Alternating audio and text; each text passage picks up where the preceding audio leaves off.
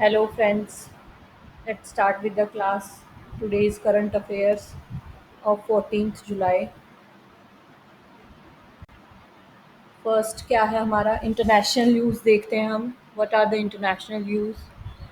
तो international news में हमारा सबसे पहला क्या होगा? Israel parliament approves bill that limits supreme court powers.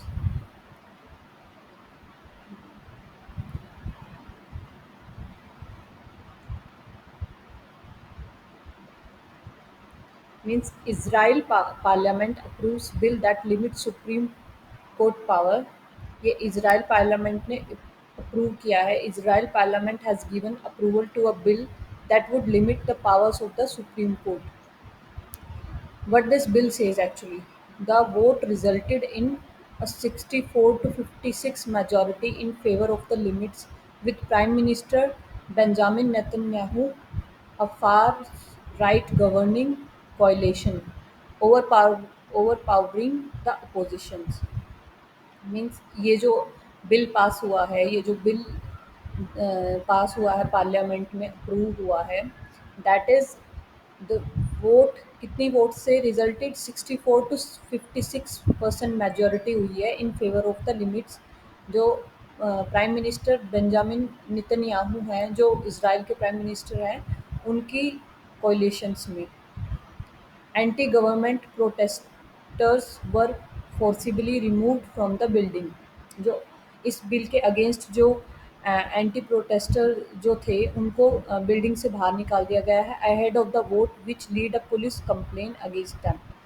जो उनके जो प्रोटेस्टर्स थे, उनके अगेंस्ट कंप्लेन हुए थी in the police, and they have been removed from the building, and that bill has been passed.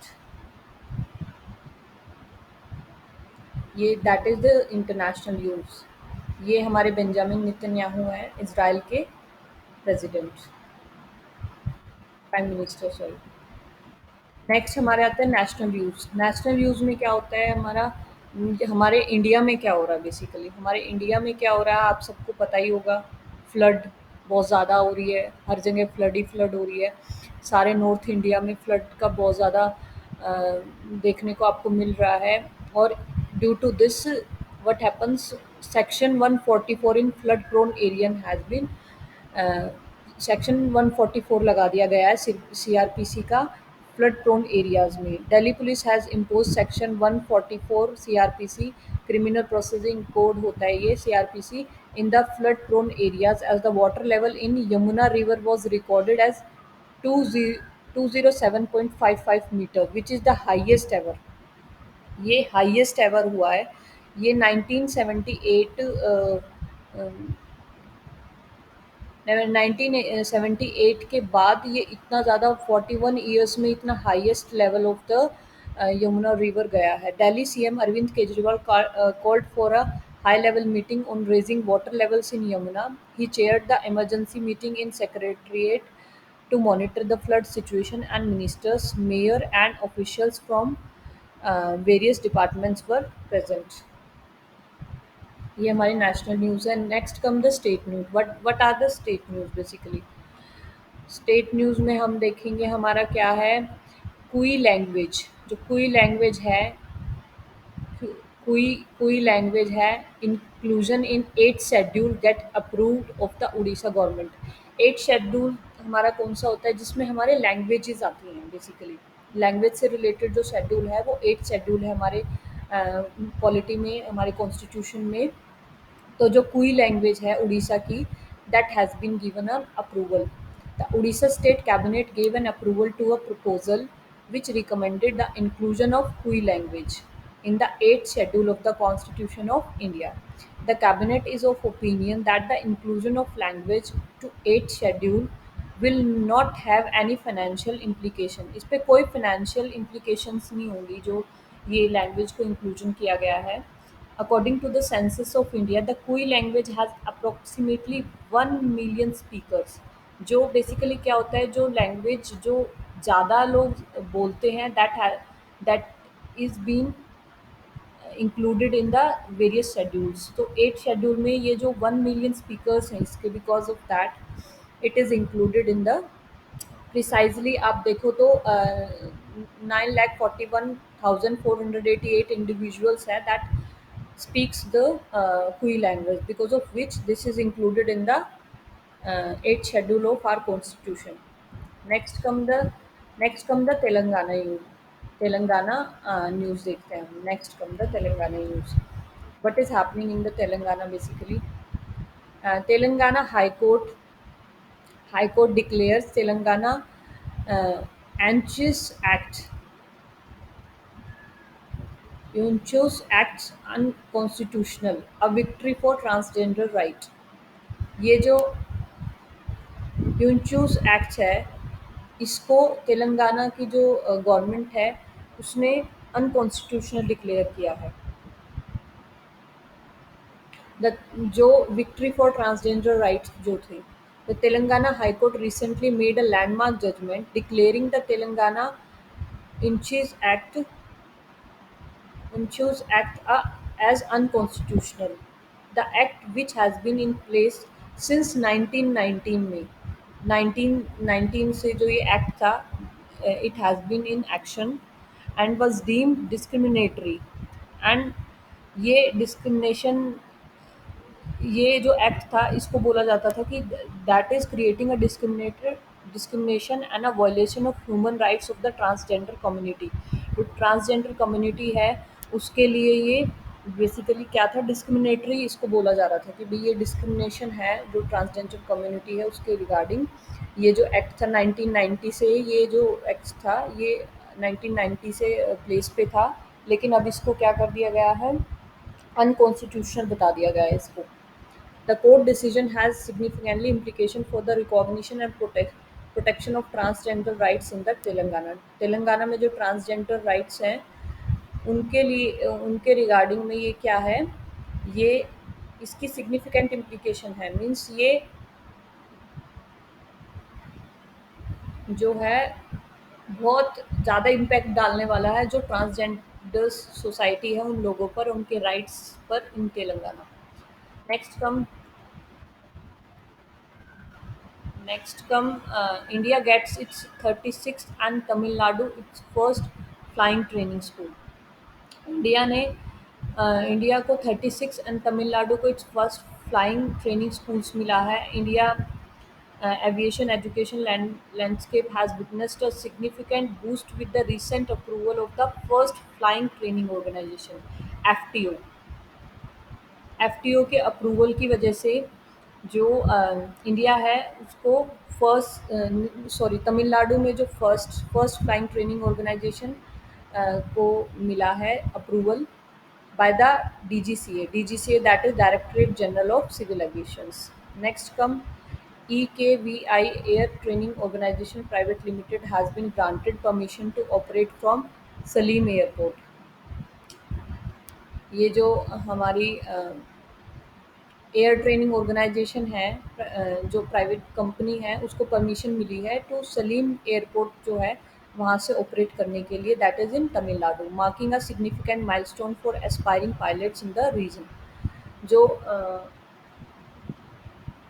Reason में जो एस्पायरिंग पायलट्स है, जो पायलट्स बनना चाहते हैं उसके लिए एक बेसिकली अ सिग्निफिकेंट माइलस्टोन है, because that will enable various students that wants to be a pilot to be able to study or learn the flying training uh, in Tamil Nadu basically, and this is the India's 36th basically। Next come Let's have a look on the news of the Tamil UP government। UP government approves 2 thermal power projects with NTPC। NTPC आपको पता ही होगा, national thermal power corporation limited होती है, ये हमारी government company है। ये बेसिकली इसने अप्रूव किया है 2 थर्मल पावर्स, ठीक है। The Uttar Pradesh cabinet has given its approval for the construction of 2 Obra D thermal power projects in the Sonbhadra UP में। ये ओबराडी के नाम से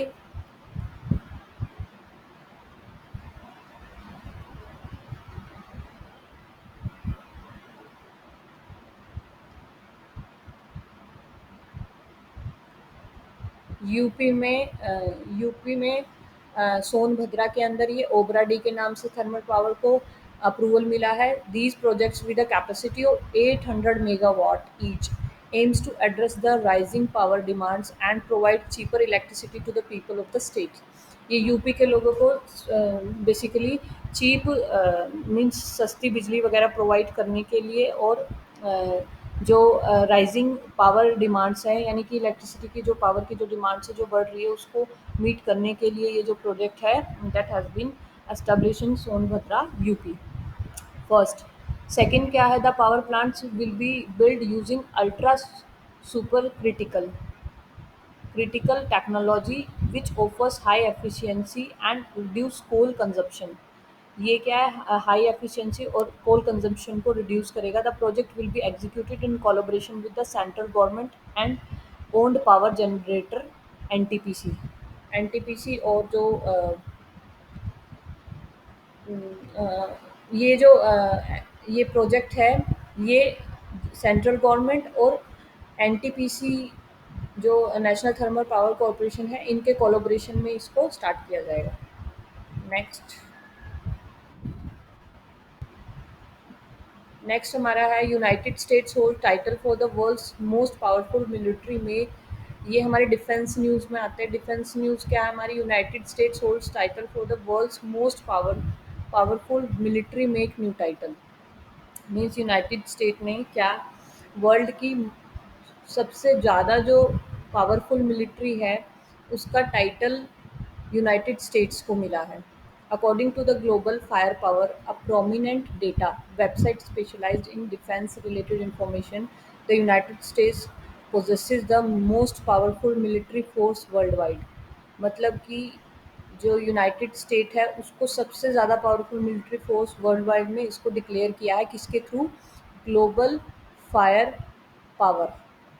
ये जो प्रोमिनेंट डाटा वेबसाइट होती है बेसिकली ये जो डिफेंस रिलेटेड इंफॉर्मेशन को रिलीज करते हैं। Second, Russia and China follow closely in the second and third place. First place पे हमारा क्या है? फर्स्ट प्लेस पे है US. Second place sorry first place पे यूएस है। सेकंड प्लेस पे हमारा क्या है? रशिया। एंड थर्ड प्लेस पे क्या होगा हमारा? चाइना। तो तीनों while India secures the fourth position. और इंडिया को कौन सी पोजीशन मिली है? आपको मेजरली याद रखना है कि इंडिया को कौन सी पोजीशन मिली है। India secures the fourth position. The recently released 2023 military strength list, which evaluates over 60 factories, also highlights nations with comparatively weaker military force such as Bhutan and Iceland। Bhutan और Iceland की जो military force है उनको weaker declare किया गया है। और 2003 की जो उसमें क्या है 60 फैक्ट्रीज को इवेलुएट किया गया। मीन्स जिन ये बेसिकली कंपैरेटिवली रिपोर्ट्स होती है जिसमें कि बताया गया है कि कौन कौन सी कंट्रीज़ कौन कौन से नंबर पे आती हैं in the defence sector. Most powerful military force कौन कौन सी है। Next come the appointment news.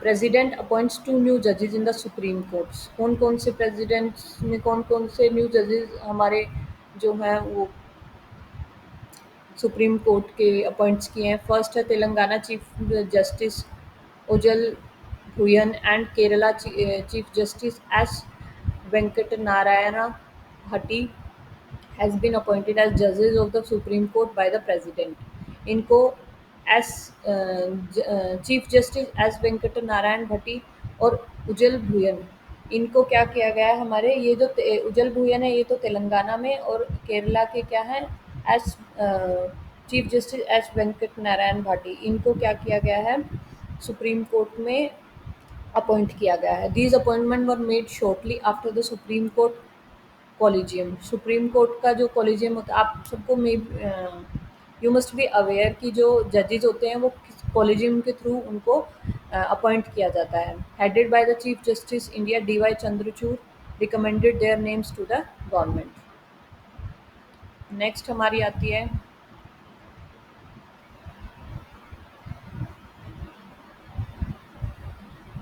Next है Elon Musk. Elon Musk reveal X A I to challenge open A I. Means Elon Musk ने क्या reveal किया है कि x A आई जो हमारा है, X A I to challenge open A I, artificial जो इंटेलिजेंस है उसको चैलेंज करता है ये रिवील किया है। स्पेस एक्स फाउंडर हैं हमारे Elon Musk, the well known billionaire entrepreneur recognised for his accomplishment in electronic vehicles में इन्होंने बहुत अच्छा काम किया, आपको सबको पता ही होगा। Space explorer and social media has introduce his highly anticipated artificial intelligence startup, उन्होंने स्टार्ट किया है highly anticipated artificial intelligence startup, that is X A